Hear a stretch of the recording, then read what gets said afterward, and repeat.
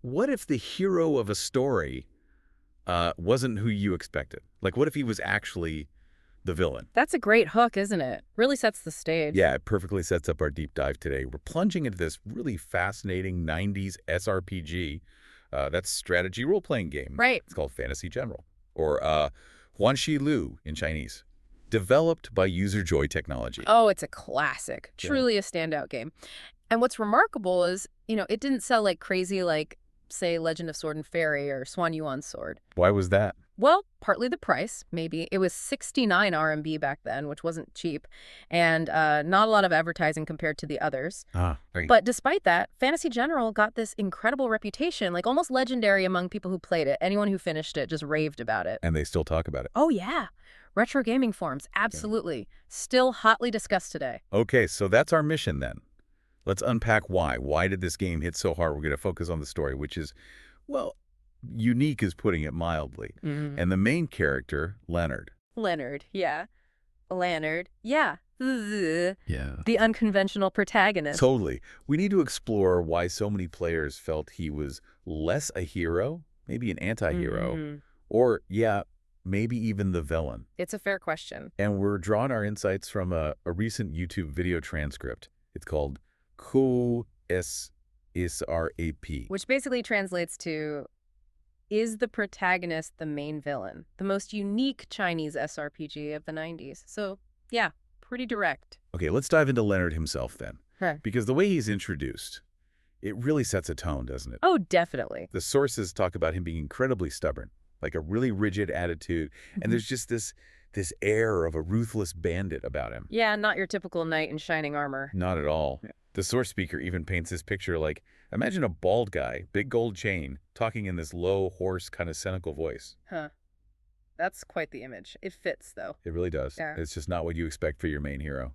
Exactly. And it's those crazy actions, his whole unique personality, that led people to call it the game where the villain is the protagonist. Right.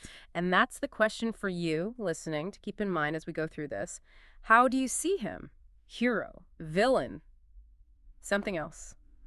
Before we get too deep into Leonard's actions, maybe we should set the scene. The world itself. Good idea. So the game takes place on this continent called Farsirian. Or Syrian. Got it. And it's pretty diverse. You've got humans, obviously, but also winged people, orcs, oos, elves, fairies, and even amphibians din. Wow, quite a mix. Yeah, and they've all formed different nations, different power levels. So who's top dog? Well, the dominant power seems to be the Vosvita Republic, so Area is led by King Kleos. Kleos, okay. And he's an elf, over 1,000 years old, apparently. They call him the Fairy King. Yeah, he's got this air of ancient wisdom and respectability. So, sounds peaceful enough on the surface. Sort of. It looks peaceful, but you can tell there are tensions brewing, especially with the Rars Empire up in the northeast. Ah, the baddies. Well, they're definitely framed that way. Militaristic. The source calls them the instigator of all chaos. Okay, so they start trouble. Big time. The Rars Empire launches this really aggressive invasion, throws the whole continent into war. And the Fairy King steps up. He does. King Kleos forms this big alliance. He gets the powerful Orc nation, Jirasai, and the winged nation, Nakarnaru, to join Vosvita against Rars. Sounds like a classic setup, right? Good guys versus bad guys? But then comes Leonard. Exactly. This is where it starts to get really interesting. So the game opens, and you're playing as Leonard.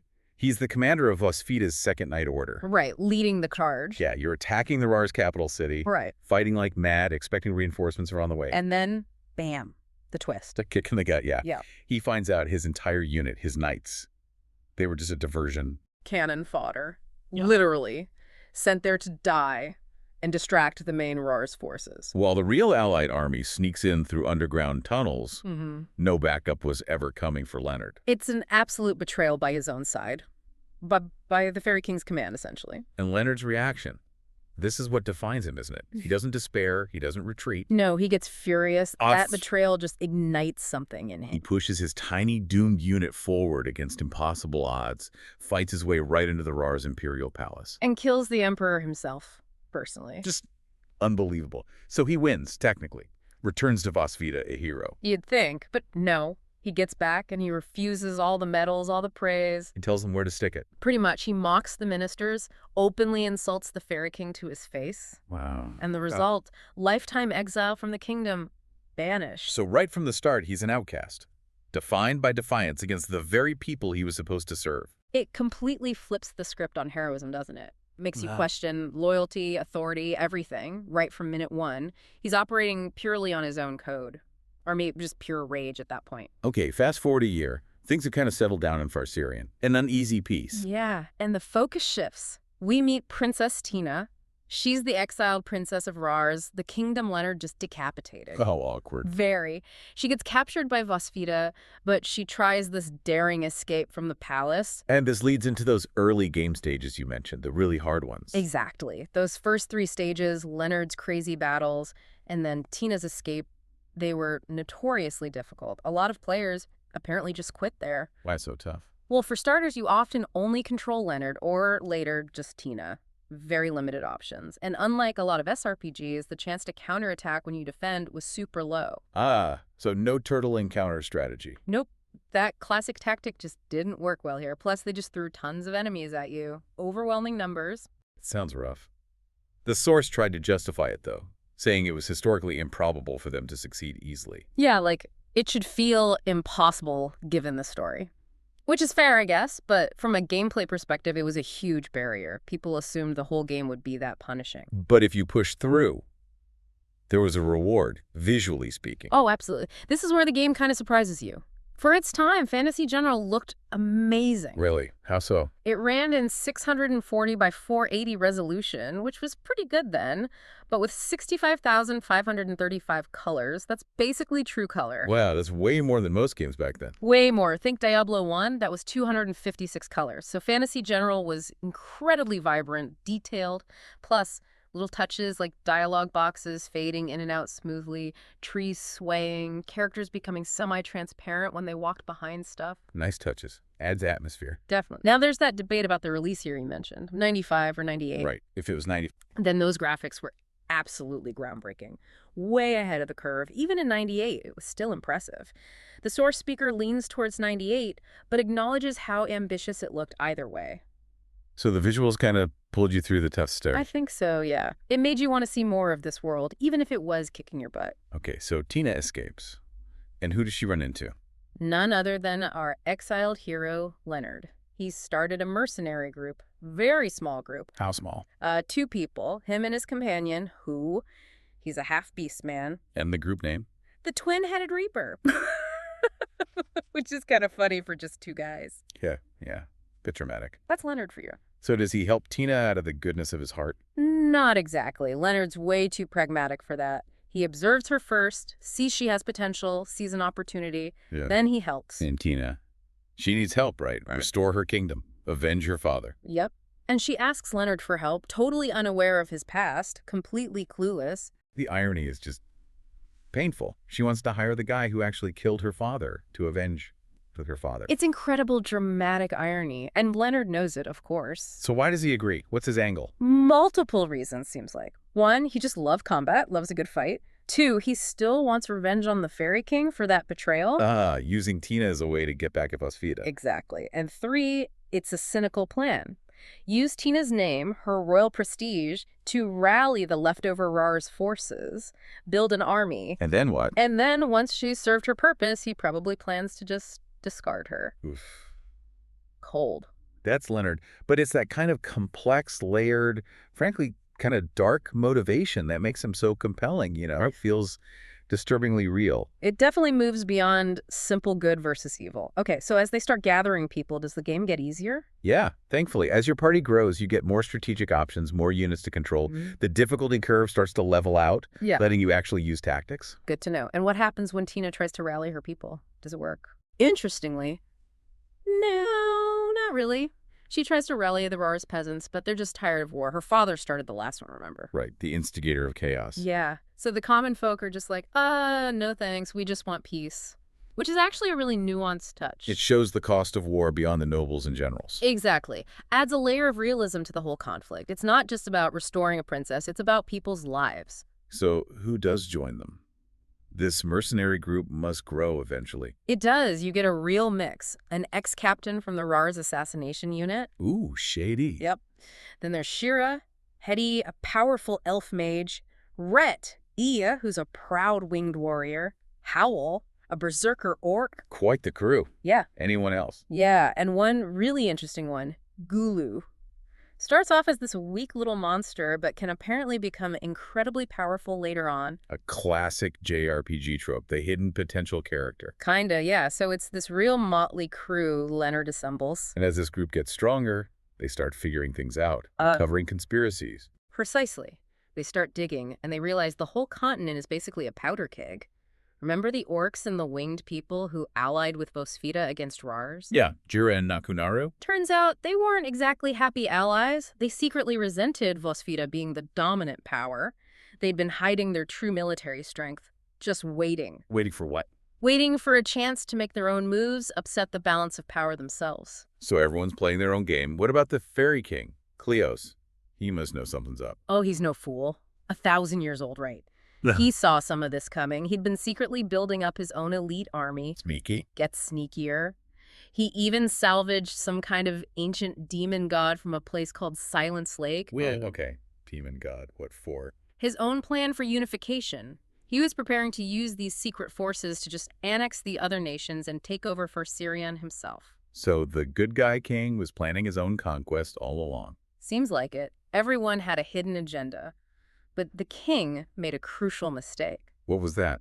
He didn't count on Leonard. He never expected this exiled knight and his ragtag army of mercenaries to become so powerful, so fast. So Leonard's group messes up the king's timeline. Big time. Leonard's force challenges Vosfita, nearly takes them down before Kleos can even launch his grand plan with the demon god army. It's just this incredible tangle of plots and counterplots. Okay, let's talk about Tina and Laird again, because that relationship has to be complicated. Oh, incredibly. As they fight together, Tina, still clueless about his past, starts to really admire him, maybe even fall in love with him. He is helping her achieve her goals, after all. Even if his motives are questionable. Right. And Leonard, he knows the secret hanging over them, but the sources suggest he starts to develop genuine feelings for her too, despite his original plan. He's struggling with it. That sounds like a recipe for disaster. Does it blow up? It does. There's this critical ambush near the Vosfita capital. Tina and Leonard get separated in the fighting. A Vosfita commander finds Tina. And, maybe out of spite, maybe strategy, who knows, he tells her. He reveals that Leonard, the man she's come to rely on, maybe even love, is the one who killed her father. Oh, man.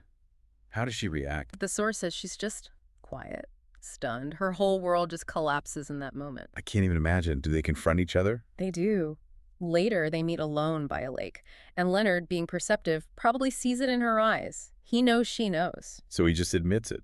Straight up. Doesn't try to hide it, doesn't make excuses, he just confesses. Which again, shows his pragmatism right. The truth is out. Deal with it. What does Tina say? Does she demand revenge? She asks him a simple, devastating question. What am I to you? Wow. And his answer? It's incredibly honest and complex. He admits he started out using her, absolutely, but he says feelings developed along the way, genuine feelings. But he's not sure what they are. Exactly. He basically says he isn't sure if she's a companion, a lover, or if deep down he's still using her. He talks about how human nature is complex, how relationships shift, famously says something like, lover or enemy, often just a thought away. That's remarkably deep for a 90s game character. Very gray. Totally. It avoids easy answers. So what does Tina do? Knowing the truth, hearing his confession. Her decision is also incredibly pragmatic. She knows they have a common enemy, the Fairy King. Defeating him is the priority. So she puts her revenge on hold. Yeah. She realizes that if they turn on each other now, their whole mission fails. Vosfita wins. So, despite everything, she chooses to stick with the plan, at least for now. That takes incredible strength, or maybe cold calculation, like Leonard. Maybe a bit of both. It shows how much the conflict has shaped her, too. Okay, so they push forward. What happens in the end? Do they beat the Fairy King? They do. The game apparently has multiple endings, but the core outcome is the same across them. The Fairy King is defeated. Vosfita, the dominant power, collapses. Victory. So peace finally comes to Farsirion. Not quite. The opposite, actually. With Vosfita gone, the power vacuum is immense. All those other nations, the orcs, the winged, even the amphibians, they see their chance. Oh, no. Yeah, they all start invading their neighbors, grabbing land, settling old scores. The entire continent descends into just unprecedented chaos and war, worse than before. So Leonard's victory destroyed the continent's stability. Pretty much. And Tina's kingdom. She gets Rars back briefly, but it falls again almost immediately in the new wave of fighting. That's bleak. What happens to Tina? Her final monologues in the game suggest she did forgive Leonard. That love won out over hate, in her heart at least. But her situation is tragic. And Leonard, what does he do after the final battle? Take charge? Try to fix things? Nope, he just vanishes. Goodbye. Nothing, just gone. His reasoning, implied by the source, is again cold logic. He killed her father. Even if she forgives him now, with the common enemy gone, can he ever truly trust that? Can the relationship survive that truth long term? Staying would be dangerous for both of them. So he disappears. A true anti-hero ending. No riding off into the sunset. Not even close. Which brings us back to that central question, doesn't it? His impact. Yeah. He sought truth, maybe revenge. But his actions directly led to continent-wide war, suffering for countless ordinary people. Chaos is good for a mercenary, arguably. But does that justify it? A lot of players definitely landed on villain after seeing the consequences. Selfish actions with devastating results. But the source material and the game itself kind of leaves it open, right? Yeah. It presents his actions, his reasons, the consequences, but doesn't slap a simple label on him. It lets you decide whether his reasons, his fight against a corrupt system, justified the chaos he unleashed. Exactly. It respects the player enough to let them grapple with that moral ambiguity. Okay, moving beyond the main plot for a sec. The game had other strengths too, right? Like side quests? Yeah, it had a surprising amount of openness for its time. You could revisit towns, find hidden side quests, discover secret items. Added a lot of depth and replayability. And that class change system you mentioned. Right. It was interesting because using it made the game significantly easier later on. So you could choose not to use it. Yeah, if you wanted to maintain a higher level of challenge, you could just ignore the class changes. A nice bit of optional difficulty scaling. But the script seems to be the real standout feature everyone points to. Absolutely. The source calls it incredibly rigorous and realistic. Just masterfully written. Any examples? Well, think about those conversations Leonard has before the final battle. He talks to his key teammates like Shira, Howl, Rhett, and he doesn't give some rousing hero speech. No. What did he say? He basically acknowledges the murky morality of what they're doing, that they might be seen as villains. And he confirms if they're still with him, knowing that. It's raw, honest. And that's pretty different. Usually companions just follow. Right. In so many SRPGs, people join your party for flimsy reasons. Here, every single character has a clear, believable motivation for following Leonard, even with his questionable methods. The writers nailed that consistency. It makes the whole group feel more real. Totally. And remember that scene where Leonard confronts his old comrades from the Second Night Order, the ones he fought alongside before his exile? Yeah, what happens there? They end up on opposite sides, inevitably. And as his old friends are dying, they express respect for him, despite being enemies now. A touching moment. You'd think. But Leonard's reply is just ice cold. He just says, "We'll meet in hell." Whoa. Chilling. Exactly. No sentimentality, just pure, pragmatic, ruthless Leonard, consistent to the end. It's that kind of writing, that commitment to his character, that makes the script so powerful. The source speaker ranked at #1 among all SRPGs. Their personal #1, yeah. Which is huge praise, considering the genre. They felt the writers just meticulously crafted every detail for maximum realism and impact. It really sounds like a masterclass in character writing. What about the sequel, Fantasy General Reversin? Did it continue Leonard's story? Sadly, no. That was a big disappointment for many fans. It came out in 2002, but it was a prequel. A prequel? About what? It explored this ancient backstory event called the War of Gods and Demons. Interesting for lore, maybe, but not the continuation of Leonard's ambiguous journey everyone wanted. Ah, that's a shame. Missed opportunity. Definitely felt like one to a lot of people. Okay, so let's wrap this up. We've taken a pretty deep dive into Fantasy General, a game that maybe wasn't a huge seller, but wow, it clearly achieved legendary status among those who played it. Absolutely. It stands out for that incredibly complex, morally gray protagonist, Leonard, for its intricate plot full of betrayal and shifting loyalties. And for storytelling that just prioritized realism, grit, over easy heroism. It's a game that really makes you think. Leonard shatters this flawed peace, sure, but still peace, and plunges a whole continent into chaos. For revenge, for truth, it forces you to ask some hard questions. So the final thought for you, listening. What does a character like Leonard tell us about heroism, about villainy?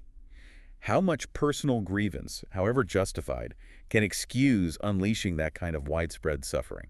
When the lines are this blurred, what does it even mean to be a hero or a villain? Fantasy General doesn't give you the answer, it just challenges you to find your own, a legacy that definitely still resonates.